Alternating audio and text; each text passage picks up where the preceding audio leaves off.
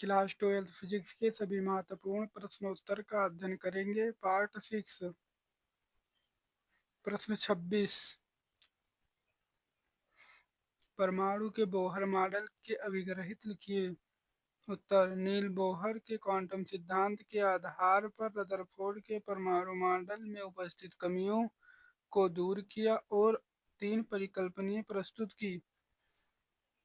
पहला, इलेक्ट्रॉन लगातार बिना ऊर्जा खोए हुए अपनी अनुमत कक्षाओं में घूमते रहते हैं। इसी प्रकार प्रत्येक कक्षा की ऊर्जा की मात्रा निश्चित होती है। इन्हें ऊर्जा स्तर कहते हैं। दूसरा, इलेक्ट्रॉन केवल उन्हीं कक्षाओं में घूमते हैं जिनमें कोणीय संवेग का मान h/2 का पूर्ण गुणक होता है। mvr बराबर nh/2। तीसरी, साधारणतः इलेक्ट्रॉन परमाणु के न्यूनतम ऊर्जा के कक्षाओं में रहते हैं।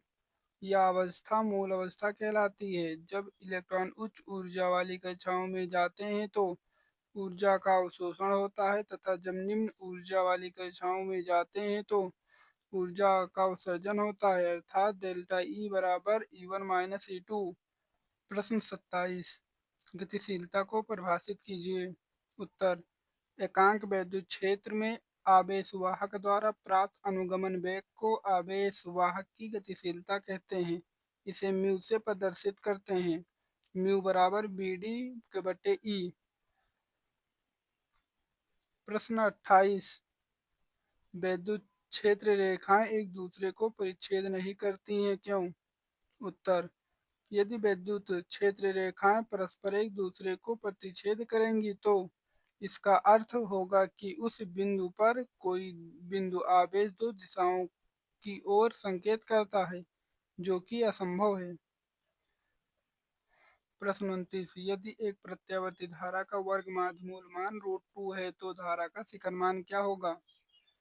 दिया है धारा का वर्गमाध्य मान IRMS बराबर √2। धारा का शिखर मान ज्ञात करना है। I0 बराबर वॉट। हम जानते हैं कि IRMS बराबर I0/√2। IRMS प्रश्न में दिया हुआ है √2, तो √2 रखेंगे बराबर I0/√2। तो हमें I0 निकालना है। I0 को एक तरफ रख लेंगे बराबर कैंची गुणा हो जाएगा 2, तो I0 बराबर 2 एम्पियर। प्रश्न 30 एक अल्फा कण 15 × 10⁴ न्यूटन/कूलाम वैद्युत क्षेत्र में स्थित है। उस पर लगने वाले बल की गणना कीजिए। दिया है अल्फा कण पर आवेश 3.2 × 10⁻⁻19 कूलाम, वैद्युत क्षेत्र E बराबर 15 × 10⁴ न्यूटन/कूलाम, बल F बराबर हमें ज्ञात करना है। हम जानते हैं कि F बराबर QE होता है। F ज्ञात करना है तो F बराबर Q 3.2 × 10⁻⁻19 गुणे E 15 × 10⁴। इन सबको हल करेंगे तो आएगा F बराबर 48 × 10⁻⁻15 न्यूटन।